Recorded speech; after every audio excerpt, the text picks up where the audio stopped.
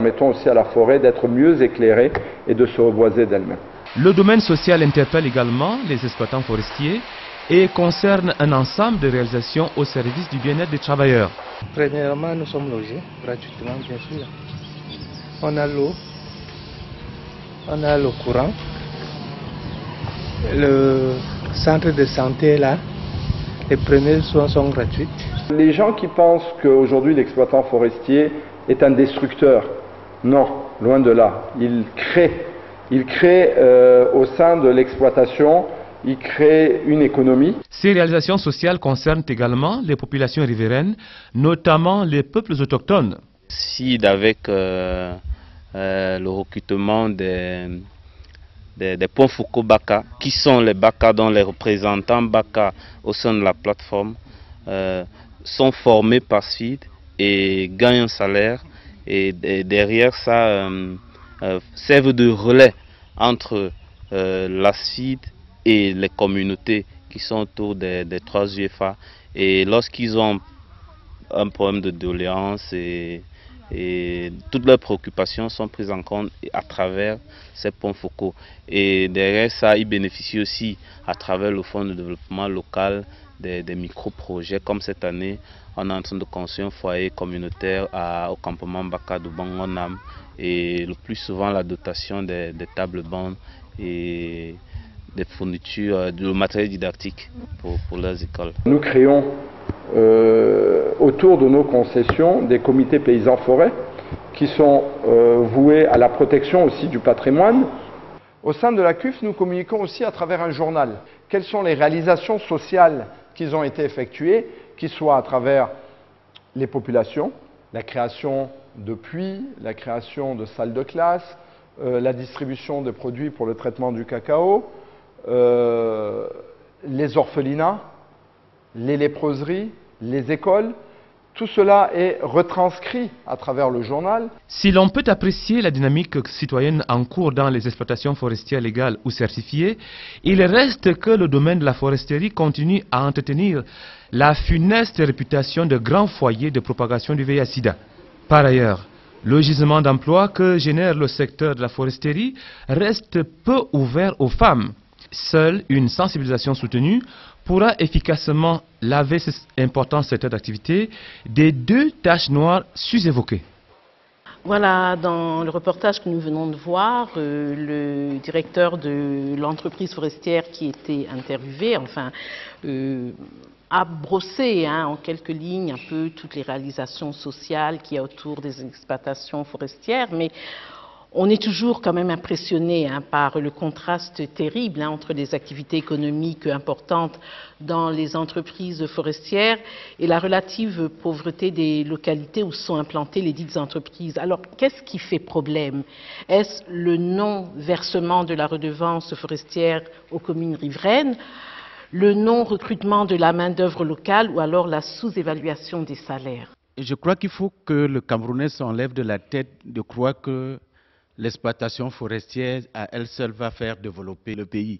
Les opérateurs économiques ont un cahier de charges avec l'administration forestière. Il y a un certain nombre de charges financières qu'ils doivent payer à l'État, aux populations riveraines et aux communes pour le développement de ces zones. Si on va sur 10 années, les redevances forestières destinées aux populations riveraines peuvent être évaluées à 60 milliards. Je me pose souvent la question de savoir où va cet argent pour que ces populations aujourd'hui soient toujours dans la pauvreté. Il faut comprendre qu'il y a un travail profond qui est fait dans le secteur forestier, qu'il faut continuer de faire et que toutes les autres parties prenantes qui sont en charge des ressources qui sont destinées pour le développement de ces populations, que ces personnes-là fassent aussi leur travail pour que ces populations sortent de cette pauvreté. C'est les gens que les communautés ont élus qui doivent gérer ce fonds. À l'époque, les opérateurs avaient un droit de regard là-dessus, mais aujourd'hui, on n'a plus de droit de regard. Donc nous, on ne peut pas vous dire ce qui est fait de cet argent. L'administration des forêts, pour essayer de résoudre ce problème, a signé avec le ministère des Finances un arrêté conjoint qui permettait de gérer ces fonds et l'investissement était privilégié. Bon, mais jusqu'aujourd'hui, ce n'est pas trop ça. Donc, l'exploitant forestier se retrouve en train de faire ce que l'argent qu'il avait déposé devrait faire. Aujourd'hui, le volet social, nous construisons des écoles, nous faisons des routes. C'est vrai qu'on paye des impôts, ces impôts devraient permettre de faire les routes, mais ce n'est pas fait, on ne peut pas en vouloir. Donc, peut-être demain, la gestion va s'améliorer, mais pour le moment, vous pouvez être sûr que les sociétés forestières payent ce qu'elles doivent payer et s'occupent des populations riveraines. On ne peut pas s'occuper de tout le monde, mais on fait ce qu'on peut faire. Dans nos conventions, aujourd'hui, avec nos organismes certificateurs, il est prévu d'embaucher le peuple autochtone. Et je crois que c'est fait. En plus, on les envoie à l'école, certains les meilleurs, sont envoyés dans les universités aux frais des opérateurs de la filière bois. Et ça, c'est vérifiable. Le secteur forestier ne peut pas tout résoudre. Cependant, que ce soit l'État ou les entreprises, il y a un accompagnement qui doit être fait aux communautés pour pouvoir bien gérer les fonds qui leur sont donnés. Parce que les ruraux n'ont pas parfois la technologie pour identifier leurs problèmes prioritaires, pour orienter vers ce qui leur est le plus nécessaire. Et les entreprises forestières qui sont plus proches peuvent le faire. Elles peuvent apporter dans ce sens, c'est possible, puisqu'elles ont toujours des responsables sociaux. Cependant, je voudrais aussi réagir sur les 2 reportages qui sont passés. Je tiens quand même à rappeler à nos étudiants que la légalité, c'est bien, mais l'objectif final qui est recherché, c'est la gestion durable. Et les sociétés forestières, quand elles sont contraintes par le marché, vont au-delà de la légalité. Ça veut dire que si on leur met des contraintes supplémentaires, elles peuvent mieux faire. Parce qu'on a parlé tout à l'heure de certains paramètres d'aménagement. Il y a certains qui sont utilisés dans le bassin du Congo et qui sont utilisés différemment ailleurs. Je prends l'exemple de la rotation, qui peut être parfois revue ailleurs. Il y a des paramètres qui sont en cours de travail, même dans notre administration. Par exemple, la croissance des espèces, la rotation. Et les entreprises forestières ont le devoir, quand elles sont certifiées FSC, de faire un certain nombre d'études dessus. Et elles le savent très bien. Donc, elles peuvent améliorer encore. À la suite du reportage, on pouvait déceler un certain nombre de mots, exploitation, couper. Bon, j'aimerais savoir, est-ce que ces sociétés d'exploitation ont aussi une politique, n'est-ce pas, d'aménagement, c'est-à-dire de planter des arbres, ou elles sont seulement là pour couper et comme nous le savons tous, pour un but lucratif. Voilà, la question posée par mon fils, là, m'amène tout de suite à celle-là. Lors des échanges avec des jeunes de Lomier, puis à Dimako, dans le cadre de la grande série d'émissions entreprises par l'association Jeunesse Parlons-en, sur la gestion durable des produits forestiers, ces jeunes ont vivement décrié la faiblesse ou l'absence d'une régénération forestière. Au regard du rythme de coupe de bois dans la région de l'Est, quelles sont les contraintes légales en matière de régénération forestière ou de reboisement qui est véritablement concerné par l'obligation de régénération forestière? Les entreprises forestières, les communes, le MINFOF, les organisations de la société civile? D'après ce qu'on nous a enseigné ici, il y a des unités dans chaque entreprise qui sont concernées par la question de régénération en fonction de l'exploitation qui est faite dans ces concessions forestières. Bon, maintenant, est-ce qu'il y a par exemple des contrôles ou alors comment est-ce que la régénération est organisée à leur niveau? Parce que ici au niveau de l'École nationale des eaux et forêts, les élèves qui sortent sont déjà prêts pour ce genre de choses. Et aussi, l'ANAFOR, qui est l'institution nationale chargée de la régénération, apporte aussi beaucoup dans ce sens-là. Qui doit faire la régénération? Qui s'en occupe? Je dirais que ça devrait être une affaire de tous. Parce qu'en fait, nous tous, nous bénéficions des effets du reboisement. Et pour ce qui nous concerne principalement, les opérateurs de la filière bois, nous disons il y a certains plans d'aménagement qui ont prévu le reboisement et d'autres ne l'ont pas prévu. Mais aujourd'hui, toutes les sociétés membres du GFBC se sentent concernées. Pourquoi? Parce que nous allons vers la certification et dans la certification, il y a obligation de reboiser. Et nous le faisons en partenariat avec l'ANAFOR, comme a dit tout à l'heure l'étudiant. et en partenariat avec l'administration des forêts. Parce qu'au ministère des Forêts, il y a une division qui s'en occupe et qui vérifie déjà dans nos cahiers de charges si c'est prévu le reboisement, à quel niveau nous en sommes et comment est-ce qu'on progresse avec la régénération. Donc il passe, c'est une périodicité de 6 mois que ce service passe vérifier ce qui est fait. Et nous transmettons normalement à l'administration en charge des forêts chaque année ce que nous faisons pour le reboisement. Donc vous allez voir dans nos cellules d'aménagement, il y a des responsables de civiculture. Et je crois qu'aujourd'hui, pour ceux qui ne le savent pas, l'administration en charge des forêts délivre des agréments pour la civiculture. Donc on peut travailler soit en interne, nous-mêmes en société, ou on peut travailler avec des populations autochtones qui font de la civiculture. Donc on fait un contrat de partenariat avec eux et ils viennent s'occuper pour nous en entreprise. Il y a des entreprises qui eux-mêmes font cela sur place, où ils peuvent faire signer un contrat de partenariat avec l'ANAFOR. C'est l'ANAFOR qui fournit les plans et qui s'occupe de la régénération et du reboisement en entreprise.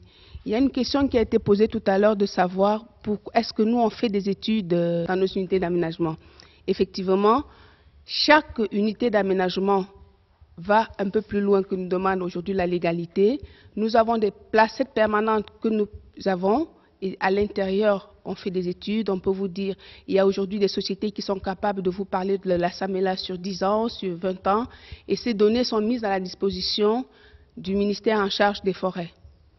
Donc, est créée aujourd'hui au sein de la direction des forêts, la cellule de reboisement qui s'occupe de toutes les données que nous avons en entreprise. Moi, en tant que forestier, je peux dire que l'exploitation forestière est déjà un aménagement et une régénération.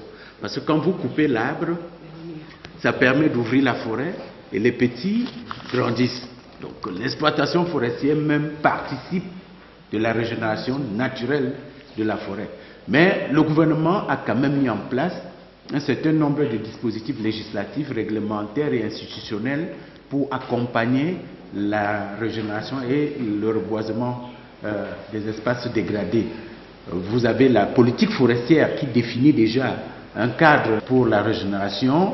Vous avez donc l'Agence nationale de développement des forêts, l'ANAFOR, qui est là pour encadrer cette politique-là. Et les sociétés dont ont des dispositions dans leur plan d'aménagement qui exigent couper 1, planter 3. Ça, c'est des dispositions qui existent dans les plans d'aménagement, qui sont suivies régulièrement et qui permettent, vous avez vu un responsable d'une société tout à l'heure qui dit qu'ils ont tout un programme de régénération. Donc en fait, il y a des dispositions qui sont mises en place pour qu'on plante, qu'on replante. Vous suivez chaque année le ministre qui lance un programme de reboisement. Il y a au ministère un fonds spécial de développement forestier qui a des ressources évaluées autour de 2 milliards, dont les 2 tiers vont uniquement accompagner les communes et les populations pour les plantations d'arbres. Donc j'encourage aussi, vous les élèves, sentez-vous fiers d'être forestier et que chacun se dise « je planterai un arbre ». Et quand vous allez planter des arbres, vous allez voir la fierté de revenir ici à l'école quelques années après. Nous, on l'avait fait quand on était étudiant à Tchang. Quand j'y vais, je cherche à voir l'arbre que j'avais planté quand j'étais étudiant. C'est une fierté. La plantation d'arbres, il n'y a pas un groupe cible qui est réservé pour cela. Ça appartient à tout le monde parce que le désert avance. Il faut planter pour bloquer le désert. Lorsqu'on a démarré cette campagne de sensibilisation aux questions environnementales, on a dit que les questions environnementales, les questions de gestion durable et responsable des ressources forestières sont des questions de civisme et de citoyenneté. Plus que jamais, lorsque on écoute les échanges, les témoignages des uns et des autres, on s'aperçoit que, comme l'a dit Blandine, c'est une affaire de tous et c'est vraiment une question de civisme et citoyenneté. Je pense que nous devons tous en être conscients. Je voudrais ici encore remercier infiniment tous les élèves de l'ENEF, le directeur général et toute son équipe.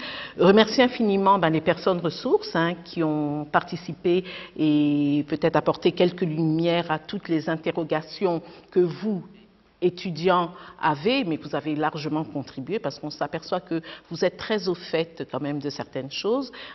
Merci d'avoir éclairé, panélistes, personnes ressources, les millions de téléspectateurs qui regardent Jeunesse Parlons-en et qui, petit à petit, commencent à mieux cerner tout ce qui concerne le développement durable. Au plaisir de vous retrouver très bientôt dans le cadre d'une autre émission. Je voudrais bien sûr remercier encore ici le Pro-PSFE qui nous soutient dans cette activité de sensibilisation.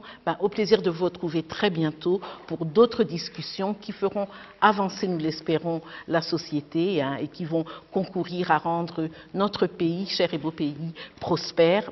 Retrouvons-nous très bientôt. Au revoir et au plaisir.